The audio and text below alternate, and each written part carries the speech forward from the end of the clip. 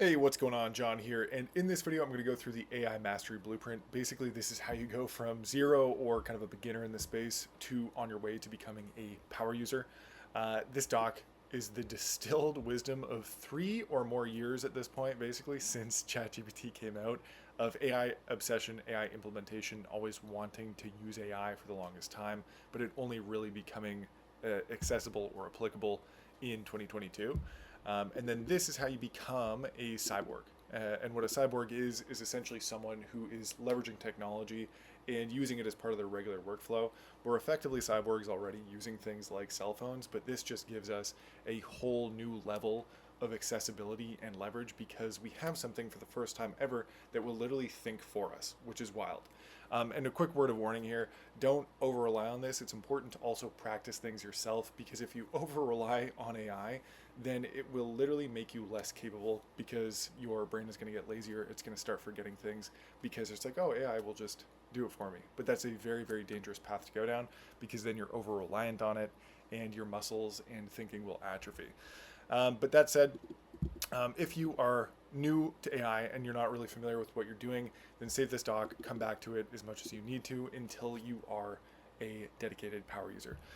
So why this matters is that there are basically two types of professionals emerging just now in the world and in the space.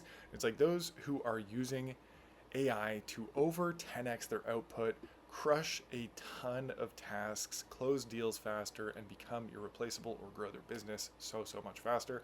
And those who ignore it or go against it, fall behind, and wonder why other people are just pacing so far ahead, why it looks effortless for them to achieve the kind of success and career growth that they can't get. And this is why. So this guide is for you if you want to stop wasting hours on tasks that would take AI basically minutes for you to do with a good prompt and a good process and a good system. And if you're tired about hearing about AI but don't know where to actually start, right? Maybe you've been using AI, maybe you've already played around with ChatGPT, maybe you've played with Claude or other AI software, but you're just not using it at a level that you think other people have somehow unlocked and you're curious about those secrets. Maybe you think it's cool, but you're not sure how to actually use it well. You also want something like specific and tactical, not like, oh yeah, AI is magic, like you should use AI. Here's a couple tools. It's like, no, what are the actual tactical battle tested strategies to use this stuff, not just the theory. And you want to understand what is going to separate you from other people in the next 5 years. So what you're going to get in this is not, fluffy stuff like I mentioned. It's going to be specific frameworks that we've used to generate like a ton of money for a lot of people, including our existing clients in the last 2 years. I've personally helped clients generate over $4 million.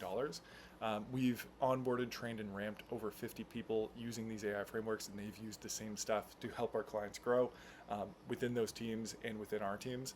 And then we've over the last just my life personally invested over or got access to $200,000 worth of learning this kind of stuff so you don't have to instead. And it's not just AI for AI's sake. A lot of people are using AI and saying, oh, I just want, AI is cool. Look at what it can do.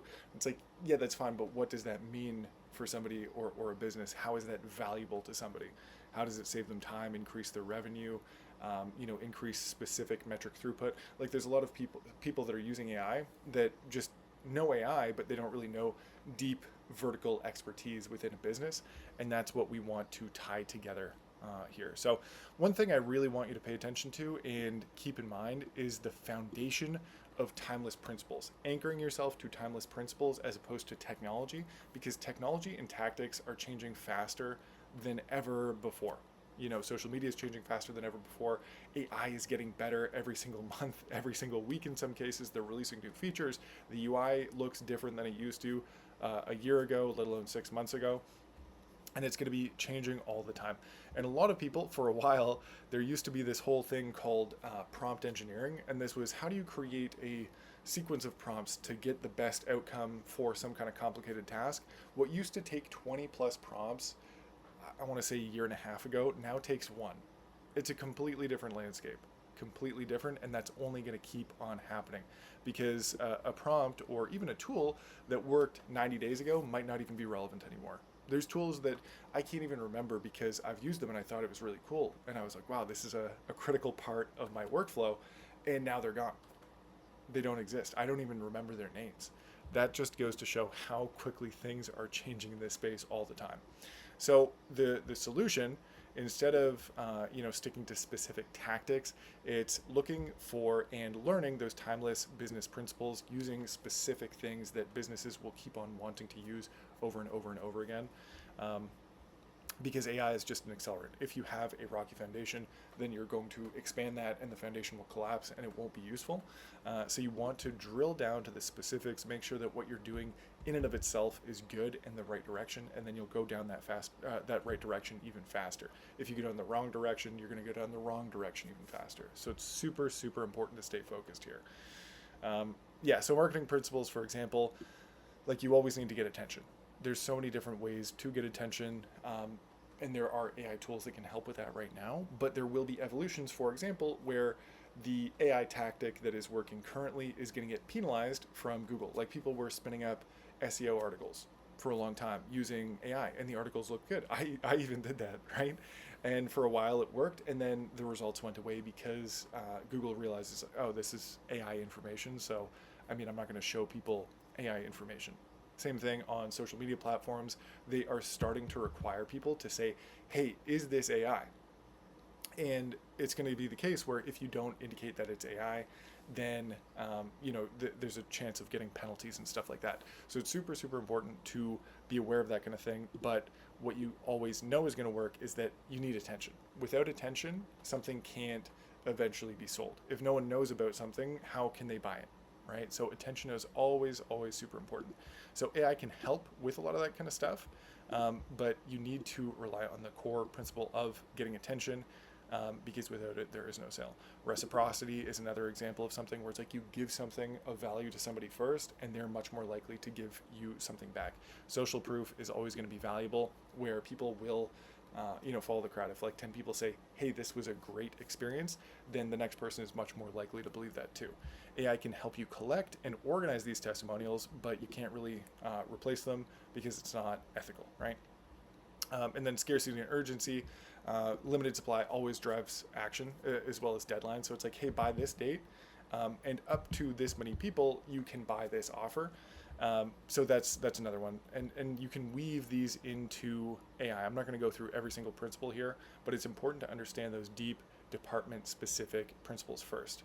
Same thing with understanding pain points, doing discovery, like understanding the sales process, because you need to understand where someone is and where they want to go, and then you can help bridge a solution. AI can help fill in that bridge of information and details based on a transcript, for example, but the exact iteration how that looks is going to change. Same thing with solutions, like you can use AI to drill down a little bit faster through features. Let's say you're working and it's like, oh yeah, we have this tool or this thing and this thing, and it's like, cool, like those are tools, but what does that tool actually do for me?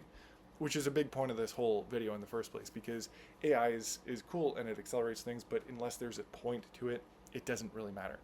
And then you always want to build trust as well with people, and AI can go both ways actually with this, because if you use something and people realize that it's AI, there's greater and greater resistance to AI in the first place.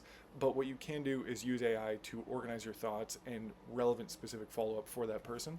And that's where it can help a lot, because you can demonstrate, hey, I listened to you, or like my AI listened to you, and that can be used to follow up too.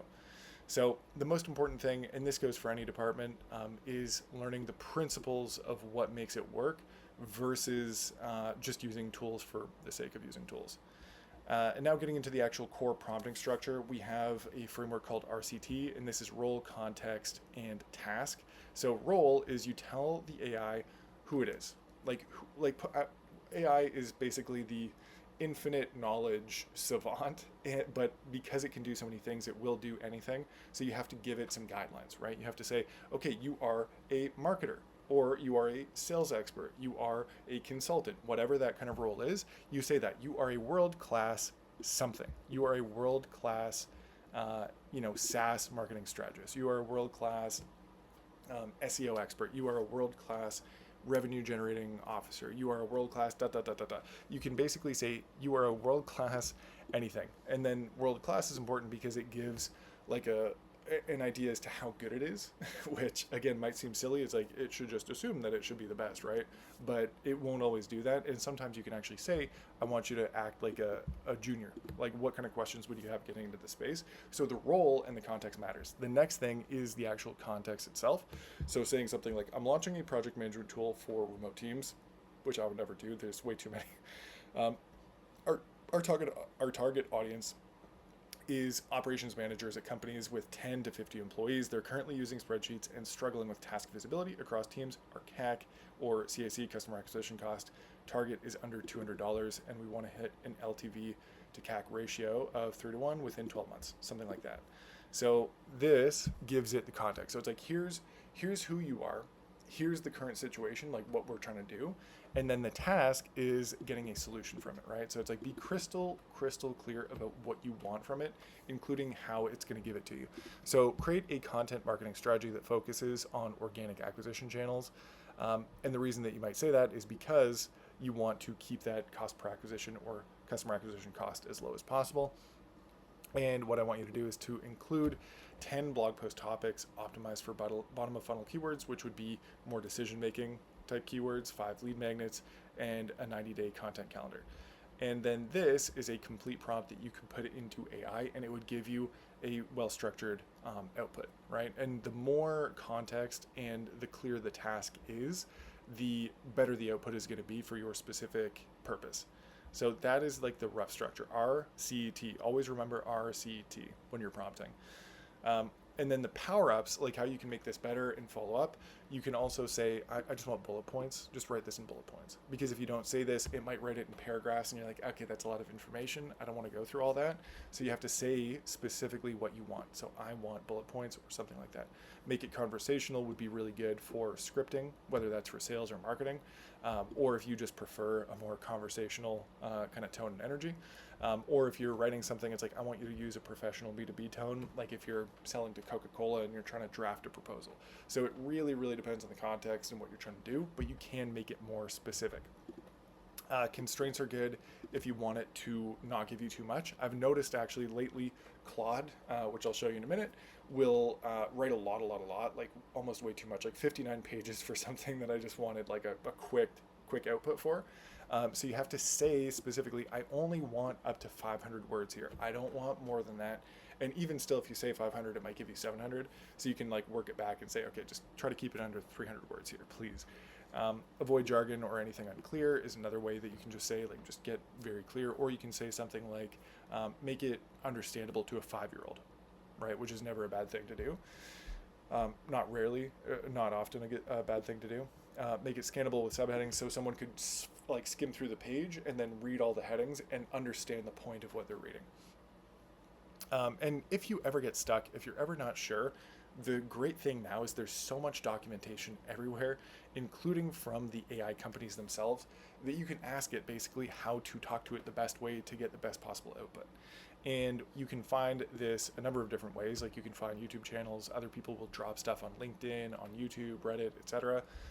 Or you could just go straight to the AI platform itself and they will have guides for you.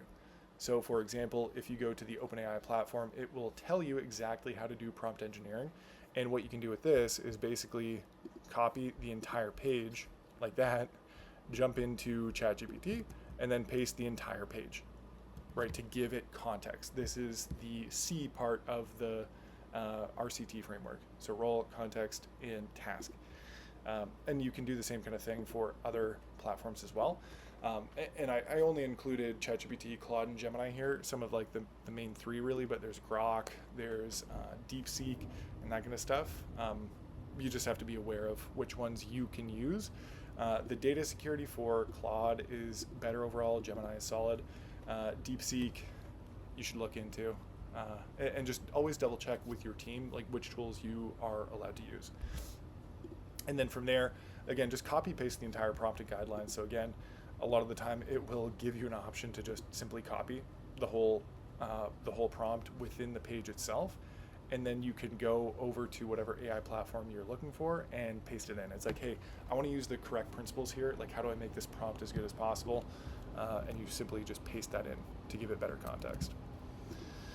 And then from there, what you can do is find other specific documentation for other AI platforms that have prompting involved. So for example, ElevenLabs is a text-to-speech tool that can create narrations for you. And they have a model called 11v3. And it has a specific way to prompt to get the best possible output. But what you can do is just go on Google like this and then look for something like the tool that you're specifically trying to go for, and then like prompting. That's it. So like ChatGPT prompting guidelines, or ElevenLabs prompting guidelines, something like that. And then usually you're going to find a result very, very quickly like this, prompting ElevenLabs v3 alpha, ElevenLabs documentation. And yeah, same thing, because they realize that people are wanting to paste this as much as possible. You can copy the entire page, jump in here, and say something like this: you're a world-class ads script writer. I want you to make a script constraint here, 30-second script for buying avocados. I also, I'll give a bit more context. Your world-class scriptwriter. I want you to write. Also want you to use 11v3 documentation to give a usable script. And this is context. So really, I gave the role, task, and then context. That's okay as well. But so long as you use RCT, starting with role, then it can be RTC or RCT. Is that right? So I'm just going to hit enter for now. Here's the 30-second thing. So then it is giving specific instructions, right? Like I didn't have to give it too much more context. I said 11v3 ready avocado ad script. You ever notice how some mornings just feel flat? Coffee's just not cutting it, toast just toast. And then you can use this within ElevenLabs, and I know this would actually work because I've used the platform. You can just copy paste this entire thing in without having to figure it out all yourself, and that just saved me like 30 minutes of playing around directly myself, simply by using the existing documentation. So that's one way to go way, way faster. And this is true for really any tool out there. The vast majority of them that have some kind of unique prompting structure will have documentation on that prompting structure. So all you need to do is find that documentation and then put it into AI so it has the context for how you want it to actually look as an end result thing that'll save you like 30, 60 minutes every single time. So it's super, super worth it. And that's how you move faster and faster and faster. So the tool landscape, there's a lot out there. Some of the main ones right now for just everyday use that are pretty secure, that are going to be around for a while because there's a lot of momentum behind them, are ChatGPT, Claude, Gemini. We've got Grok, which is Elon Musk's. Gemini is Google. Claude's Anthropic. ChatGPT is OpenAI. There are other sort of open source models. There are other LLMs that are emerging in different countries. People are all trying to do this AI space race to see who can make the most effective and like cheapest models that everyone is using so they can train their data models and have just a monopoly on the market. So this is always going to be moving around and changing. Overall, this is pretty reliable because OpenAI has a ton of funding. Anthropic has a ton of funding, and Google has a ton of funding. Even X and Twitter has a lot of funding, I think less than these guys, but because Elon Musk himself has a ton of funding and like a stake in the game, he's going to do a lot to make it stick around and stay around. So it's good to have multiple options and be aware of what's out there, and then always have some reliable models that you can always go back to. So yeah, they're leapfrogging. What works well for ChatGPT just now with general use and structured kind of like logical tasks and image generation, that can change, right? Like at one point, I liked ChatGPT more for writing, copywriting, than I did Claude, but then Claude is better now. And then I used to like ChatGPT for image generation, but Google, or Nano Banana, one of Google's models, is better now. Right? And then Grok, I have not used that much. I've heard that it's very unfiltered, which has its uses, and trying to get some more direct feedback. But really, again, it's all about staying on top of whatever works best for the specific kind of task that you're trying to accomplish. And that just comes from, there's no shortcut, watching different YouTube tutorials, watching news about AI, and just always prompting and testing every single day. And then for voice and audio, I like 11 Labs. There are other ones that I've used as well, including Descript, Murph, PlayHT, HumeAI, and there's more coming out all the time. There's another one that just came out that got like $100 million of funding, and I never heard of it before, and now it's working really well. So this is always happening on repeat, and it's only gonna keep on changing. And then from there, image generation, a couple different ones. Like ChatGPT is very good, kind of Swiss Army knife of AI. Like you can do a lot with it. Midjourney was a classic AI image model. Veo and like Nano Banana are really good. So Veo is Google's video model, and 3 and 3.1 are starting to get very, very realistic and very promptable. And then Nano Banana is really good for prompting images. So actually really quickly, I can show you a couple of these. Can you make an image of an avocado? And I'm going to copy this same prompt and put it into Gemini. So this is Google. Go to Nano Banana. Hit run. So these are going to kind of go against each other. I find that Google is overall faster than Chat. Yeah, that was pretty much instant, right? Like, can you set it on fire? You know, in the time that it's taking this to still generate, like it's just much, much faster in this image generation model, right? And let's scroll down. Yeah, so exact same picture, like the exact same background, all that kind of stuff. It's just now the avocados are on fire. So it's really good. And this was recent. This was only in the last couple months that Nano Banana became worth it, right? So you always need to be on top of whatever the best tool is. And this isn't even done yet, right? Where even this pace used to be mind-blowingly fast, like really impressive. And there we go, it just came through. But this used to be so fast, and now Gemini is just the clear winner, as you can see. So that's why you always need to be on top of this stuff, because otherwise someone else is going to be using it and they're going to be making like 10 pictures of avocados by the time you make one, right? So you got to move quick. I'm not even going to say now set it on fire because it's just going to take too long for this video. The other secret identity to really getting the most out of AI, and this goes into both role and context, is using specific terms within that industry. So beginners are like, hey, help me with marketing, write me an SEO article, do something for me. Like even if they say you're a world-class writer, write me an article about something. It's like, that's fine. But if you say something very specific, like industry terms, methodologies, things that only someone within an industry can really know, or you can know by prompting AI and finding out these terms or reading this doc too to get an idea, you will get a much better result than somebody who doesn't, right? So it's like, here's a spreadsheet with high-level funnel data. That's already very specific. Oh, if you don't know what a funnel is, then you can't ask for that from AI, and it's not going to like make that leap for you. Analyze our customer acquisition cost by channel, calculate payback period, and identify which acquisition channels are the best unit economics for a B2B SaaS company. That is a very loaded power user kind of term for that industry, right? So if you know those industry terms, you can get better industry results as well. It just makes it much, much better. So yeah, for marketing and growth, there's a few different keywords. So it's like customer acquisition cost, lifetime value, conversion rate optimization, or CRO. Top of funnel, middle of funnel, bottom of funnel are very different things and levels of awareness. Lead magnet is important, drip campaign, retargeting, attribution model. There's a lot more, but those are just some examples of the types of terms that can kind of make AI realize that, oh, you know what you're talking about. Same thing with like a person. If you start dropping terms relevant to their industry, they're going to click with you and give you something more relevant in that conversation back.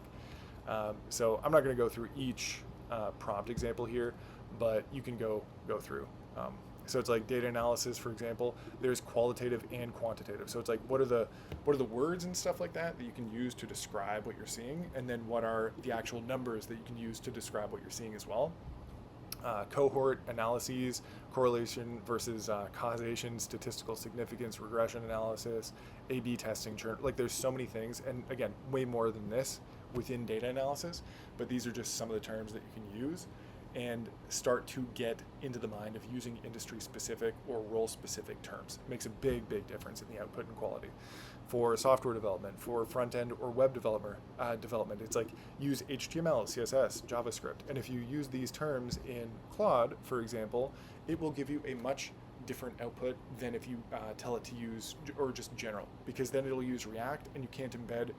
This might not even make sense, but you can take the transcript from this and do some analysis too. But if you use React, you can't really put that on a website unless you have like a custom app behind it. If you use HTML, CSS, and JavaScript, then you can embed it on something like Go High Level. So again, there's a lot to this that you won't understand yet, depending on your background and experience. You might, but the more you get deep into certain industries, the more you have experience, the more this will click. But the more you use these terms too, the more direct and specific of a result and the higher quality that result will be that you get back. So it's super, super important to keep on like doing this all the time. And I'm not going to go through all of this because most people are not techie, and I'm going to lose a lot of people. Yeah, customer success and support. So Net Promoter Score is one of the biggest indicators of how much someone likes your product or service. Customer health scores, onboarding flow, time to value, like how quickly do they get value? What does value mean for that industry or person? Customer lifetime value is different, where this is basically like how much did a customer pay you over time? Escalation paths, knowledge point, like there's so much here too. And then sales, same kind of thing. There's different points like discovery, setting, closing. What is your show rate? How many offers do you make? What's your consultation? It can even depend or vary a little bit based on the industry that you're in. But again, the more you keep doing this deep work and deep research, the more you're going to just get the most value out of using AI, especially for specific roles. So the more you use specific roles, give constraints, context, and role understanding to the AI that you're talking to, the better result you're going to get back every single time. And the practice principle here is super important. It's like consistency is always going to be perfection. Just showing up and testing AI every single day is going to beat the person who spends 2 weeks trying to perfect a custom prompt sequence that then gets outpaced and becomes irrelevant because a new tool or a new like LLM just came out that makes it easier, where it can basically read our minds based on our facial expressions or something like that, right? So it's like show up and keep on trying to get better results from it every single day. And it's okay if you suck at prompting first and like use like some of those crappier examples that I gave earlier. It's like the output is not going to be very good, and you will either be frustrated or who you're working with could be frustrated, and you'll be like, yeah, I don't know if AI is working. It's like AI can work. AI pretty much knows functionally most things, and there is a way to get a huge lift in productivity from it. Yeah, if you keep on doing this every single day for the next 30 days, you are going to get better. You're going to get an intuition for what works. Like when I'm prompting, even the example I gave you was pretty terrible, but the output was not terrible. Like this was just sort of on the fly because I've been prompting so much. I knew to give it role. I knew to give it some kind of task and context, right? That just happens all the time. I'm prompting every single day for multiple hours a day. You will build a library, either a mental one or a recorded one of prompts that work and actually get results for you. You're going to start to see opportunities in a lot of the stuff that you're doing, regardless of what you're doing, so long as it's digital, to improve the process with AI. And you're going to start to 10x your output consistently without working more hours, which makes you more valuable to businesses, whether you are the business owner or you're working within a business. It makes a huge difference. So what I would say to you, especially if you're new, is make a commitment to use AI for at least one task every single day, one complete task. And that might not just be a quick prompt. That's realistically going to be a prompt, follow-up, and refinement, maybe getting some feedback until that thing is done to a level that you and or the people that you're working with are happy with. And really, this is only going to become more popular, even with people pushing back. It's like AI fluency is going to become the new literacy. Like not knowing how to use AI, leverage AI in your day-to-day life is going to put you at a significant disadvantage compared to other people. And actually, let's write this one out really quickly. So taking it further with meta-analysis, you're a world-class world-class prompt analysis expert. Based on our conversation today, how could I have made the prompt clearer to give you better instructions and get a better output? Something like that. Please give me specific examples of how I could have improved along with sample outputs based on that. Something like this. If you have a conversation with AI and send it this at the end of your conversation, I'm just gonna like copy paste it into Avocado ad script here. Let's see what it comes back with. Something like this. And even this prompt could be better, but it's like, fantastic question. This is how you could level this up. Well, you did great. Include specific context, opportunity. I want you to give a 30-second, and then, yeah, it will literally tell you how to do this better in the future, right? So you can go through this. You can make this prompt. You can even make this question better. You can say, like, how do I make this question better in the future? Or this prompt. And you can make this cycle go faster and faster. And your skill and, like, output rate is going to just go up even faster from that. So, yeah, there's a lot that you can do with this. And then, yeah, chain of thought prompting is, yeah, also very, very important, because you can also take things further along by giving it more steps and like connecting the chain links from what you are kind of working on, and like how you can move it from step to step. And you can also give it more clarity. You can basically get the AI to ask you for more clarity and provide more context before you start to execute. Yeah, AI will always have limitations too, and it will hallucinate. You've probably heard, or maybe you've heard the expression hallucinate, and that's where AI will very confidently say something that's not real, because it can. Like, it will just say, like, hey, yeah, this is the case, super good, it's really, really good, and then it's completely wrong. Like, I think Deloitte recently gave like some kind of financial analysis to the UK government, and they used AI, and AI made citations, meaning it would link to references that didn't exist. And then it was like a $400,000 thing that the UK government spent, or something like that, or maybe more. And then Deloitte had to own up to that and obviously rework it, because if it will do this, it will hallucinate. And this is like the biggest risk in my opinion. So I'm gonna underline it here. It's like, really, you got to double check this stuff and make sure that it's good. Yeah, so from here, you can pause this and go through it. Like, this is really kind of like a structure to start going through and getting better at this over the next month. Make sure that you have access to AI software. If you're working with somebody, ask them for access. A lot of them have free plans, which are decent too. They just have lower limit rates, but still enough to get started.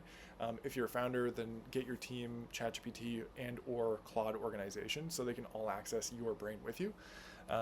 And if you are one of our clients as well, then please use the AI brain training that we sent, because that's one of the highest possible leverage things that takes all of this and 10 or 100x's the value and specificity to your business.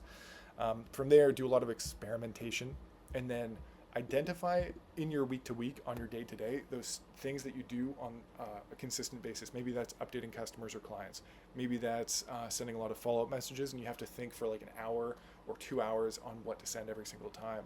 Maybe that's doing some data analysis. You can use AI to start replacing those things chunk by chunk, or compress the timeline for those things so it's a lot faster.